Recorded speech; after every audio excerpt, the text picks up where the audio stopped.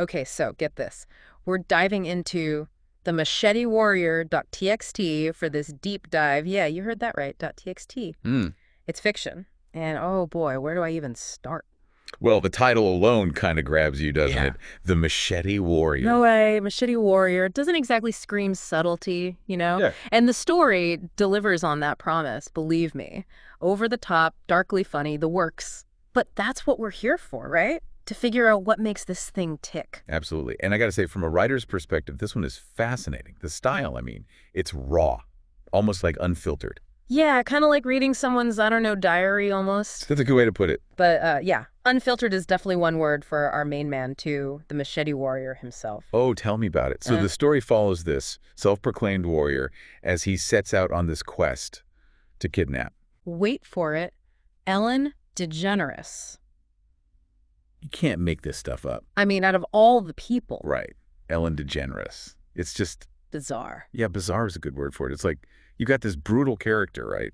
With a machete, no less. Yeah. But then there's this weird innocence almost to his fascination with America. Yeah, and that whole bit where he's in that motel room, like he's anxious because he finally made it to America. It's like he stepped off the plane and into, I don't know, a sitcom or something. And remember how he's totally floored by like a McDonald's, a gas station, things we see every day, and he's over here like, wow, America. It's like this fictional America he's built up in his head from what, like old movies and stuff. Exactly, and that clash between his expectations and, well, reality. That's a big part of what makes this story so interesting, I think. Definitely. It's like this warped reflection of ourselves, what we put out there as a culture and how it gets misinterpreted.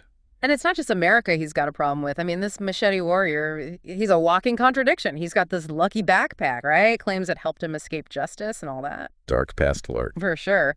But then he's totally thrown by simple things like, remember the bus station worker? Who tries to help him? Yeah, exactly. And he takes it as some kind of insult. It's like, dude, not everyone is out to get you.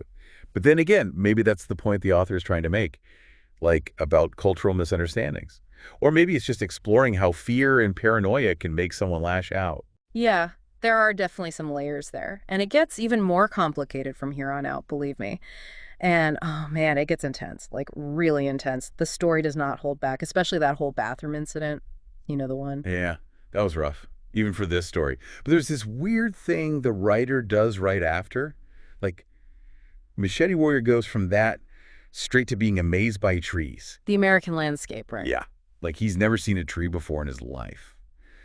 But yeah, it's jarring, to say the least. You've got this horrible violence, then bam, it's like he's a kid again. It's like the author's messing with us, right? Making us ask, can this guy be both of these things at once? Right. And then there's that scene with the old lady on the bus. I mean, on the surface, it's just a normal kind of awkward encounter, But Machete Warrior, he's convinced she's a witch. Out to curse him, the whole 9 yards. Totally. And the way the author writes it, you really feel that paranoia. Remember that line? Her eyes, they were like two dark pools trying to drown me with their gaze. Intense, but I mean, come on. She's just an old lady, right? Seems that way. But in a Machete Warrior's head, total threat. It's like he's just so out of his element that everything feels dangerous to him. Totally lost in translation. Which brings us back to, like, the big question. Why Ellen DeGeneres? Of all the people to be obsessed with. Right? What is it about Ellen that sets this guy off?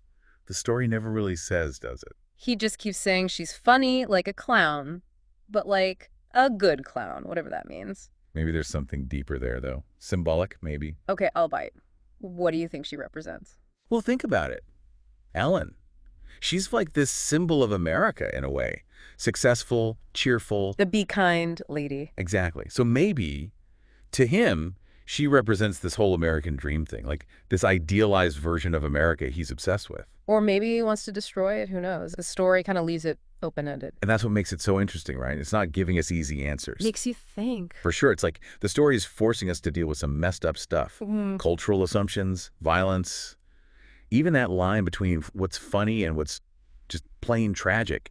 It's all mixed up in this crazy story. And the writing itself, it's rough, sure, but sometimes it's actually kind of beautiful, Totally. Like the way the author describes stuff. So vivid, so messed up. Yeah. And that repetition. Oh, yeah, the repetition. Yeah. It gets under your skin. Yeah. Like you're trapped in Machete Warrior's head with him.